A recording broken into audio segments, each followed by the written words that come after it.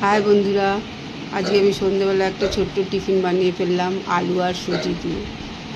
দেখো, প্রথমে আমি কড়াতে জল গরম বসালাম, তার মধ্যে আমি 1 চামচ তেল আর একটু নুন দিয়ে জলটাকে ফোটালাম। জলটা ভালো করে ফোটানো হয়ে গেলে 1 কাপ সুজি আমি এর মধ্যে দিয়ে দেবো। এবার সুজিটা দিয়ে ভালো করে আমি নাড়তে থাকবো যতক্ষণ না সুজিটা ভালো করে সেদ্ধ হয়ে যায়।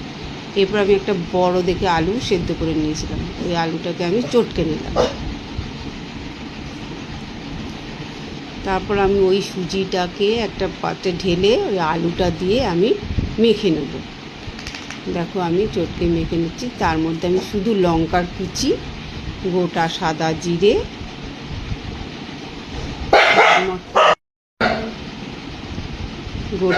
জিরে, স্বাদ মতো নুন ও